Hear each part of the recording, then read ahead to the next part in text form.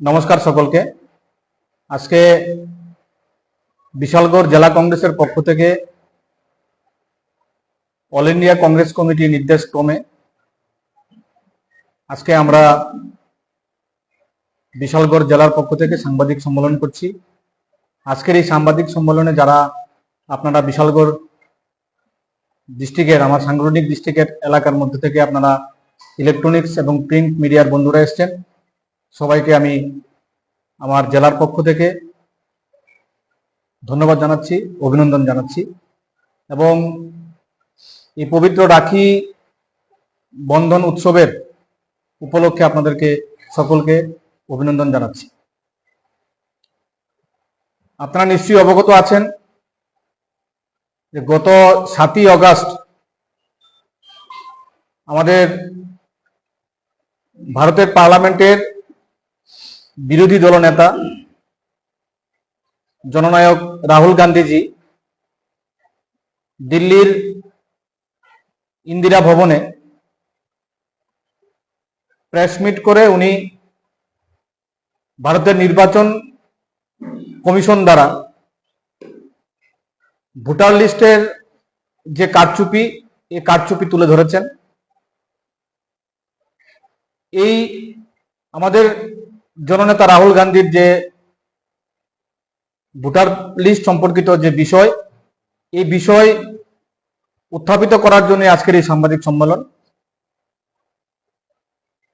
বিষয়টা হচ্ছে, আমাদের জননেতা উনি বলেছেন, উনি উনার টিমের মাধ্যমে উনি বিশ্লেষণ করে বের করেছেন যে ভারতের নির্বাচন কমিশন ভোটার লিস্ট নির্মাণের ক্ষেত্রে ঘোটালা করেছেন।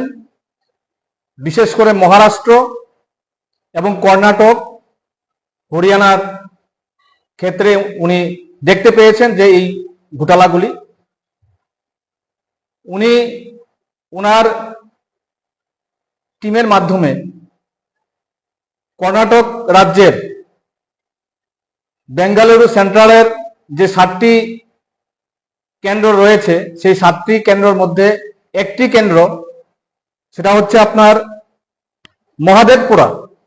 এই মহাদেবপুরা কেন্দ্রটি নিয়ে উনি এই ভোটার লিস্ট নিয়ে বিশ্লেষণ করেছেন এবং বিশ্লেষণ করে বিভিন্ন ঘোটালা উনি বাস্তবে ধরিয়ে দিয়েছেন এবং তথ্য সহ উনি উল্লেখ করেছেন। যেরকম এই মহাদেবপুরা কেন্দ্রে বিগত লাস্ট নির্বাচনে বিজেপি এখানে জয়লাভ করে।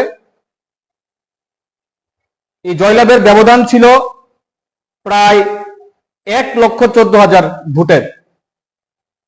এই কেন্দ্রে, যে কেন্দ্রে 1,14,000 ভোটে ভারতীয় জনতা পার্টি জয়লাভ করে, ওই কেন্দ্রেই সেই নির্বাচনের ভোটার লিস্টে আমাদের নেতা রাহুল গান্ধী ওনার টিম নিয়ে উনি পর্যবেক্ষণ করে দেখেছেন যে এই কেন্দ্রেই প্রায় 1,250,000 ভোটের ফ্রড হয়েছে। এবং এই ফ্রড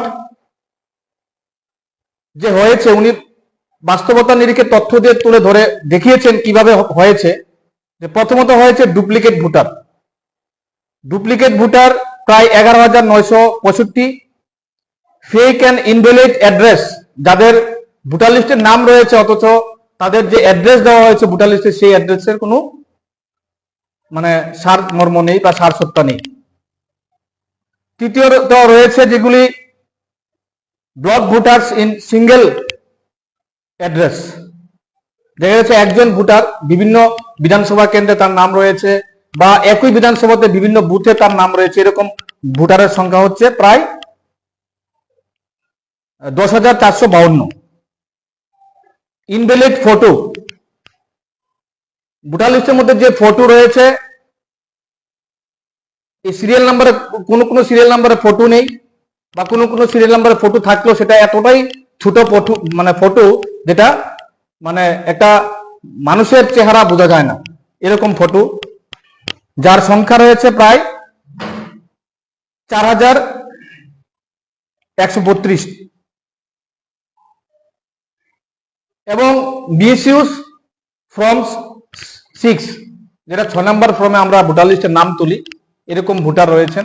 এক্ষেত্রেও আমাদের জননেতা মানে প্রমাণ দিয়ে দেখিয়ে দিয়েছেন। আমরা ভিডিওর মাধ্যমে আপনাদেরকে দেখিয়ে দেব যে কি করে রাহুল গান্ধী তথ্য সহকারে এই নির্বাচন কমিশনের যে ভোটার লিস্টের যে কারচুপি এবং বিভিন্ন নির্বাচনে যে চুরি করে যে বিজেপি সরকারকে মানে সহযোগিতা করেন, তার এক প্রমাণ আমাদের রাহুল গান্ধী দিয়েছেন। আমরা আপনাদেরকে ভিডিওর মাধ্যমে দেখিয়ে দিচ্ছি।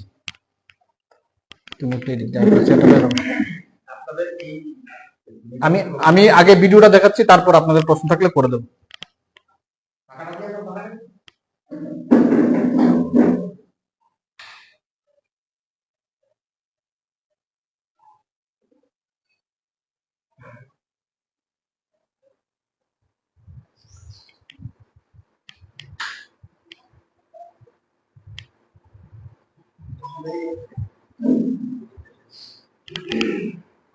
नमस्कार, मैं राजनीतिक पर्यावरण रहता हूँ।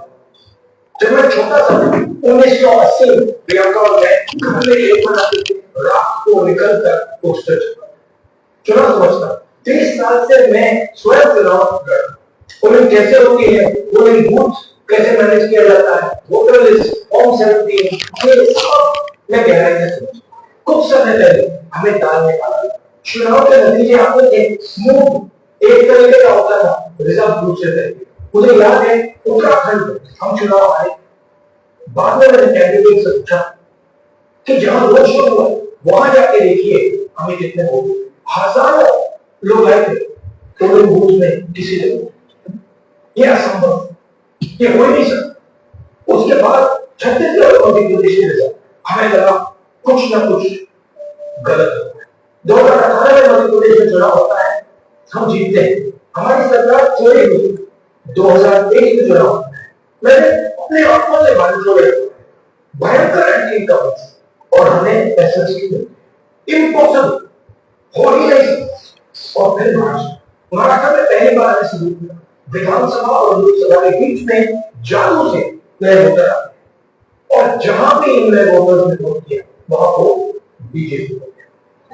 महाराष्ट्र चुनाव के बाद जब हमें डाउट हुआ, हमारे गठबंधन के सारे नेताओं प्रेस कॉन्फ्रेंस की और हमने इलेक्शन कमीशन से कहा कि आप हमें वोटर लिस्ट वीडियो रिकॉर्डिंग की। इलेक्शन कमीशन ने बोला ना उन्होंने हमें वोटर लिस्ट दी और ना उन्होंने वीडियो रिकॉर्डिंग। डाउट हुआ क्यों नहीं दे रहे, क्या कारण है? तो हमारे दिमाग में सवाल था, क्या इलेक्शन कमीशन बीजेपी की मदद कर रहा है?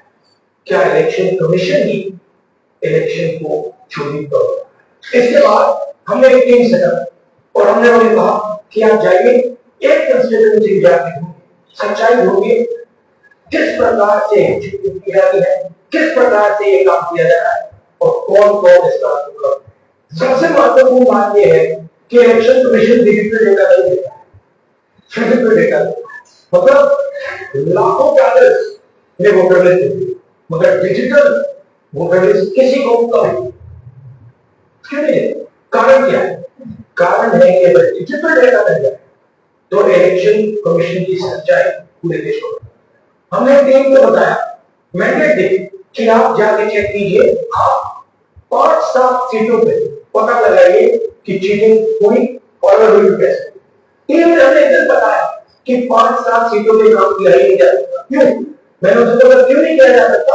उन्होंने मुझे कागज दिया।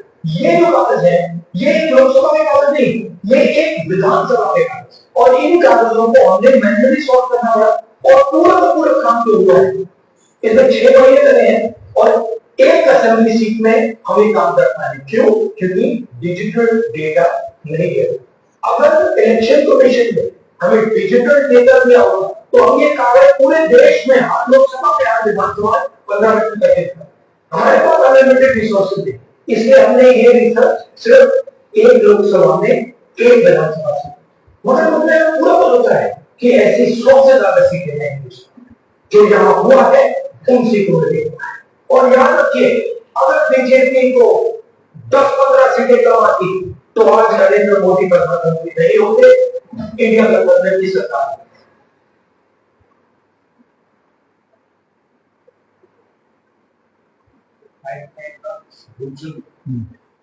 আসল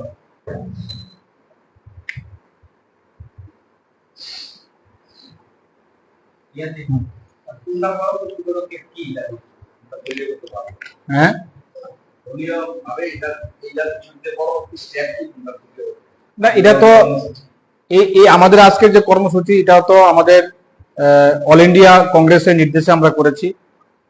আমাদের লোকসভার যিনি বিরোধী দল নেতা, আমাদের সকলের প্রিয় দেশের জনগণের নেতা রাহুল গান্ধীজি, উনি এই তথ্য বের করেছেন এবং তথ্যর পেছনে উপযুক্ত প্রমাণও উনি দিয়েছেন।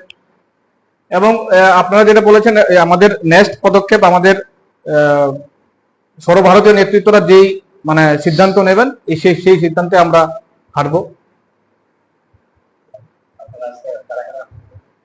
আমরা তো এখানে উপস্থিত আমাদের বিশালগড় জেলার স্পোক্স পারসন চিত্ত সূত্রধর, আমাদের চরিলাম ব্লক সভাপতি তারা মিয়া, আমাদের জেলার কেশিয়ার পীযূষ দাস এবং ব্লক কংগ্রেসের জেনারেল সেক্রেটারি বিশ্বজিৎ দেববর্মা।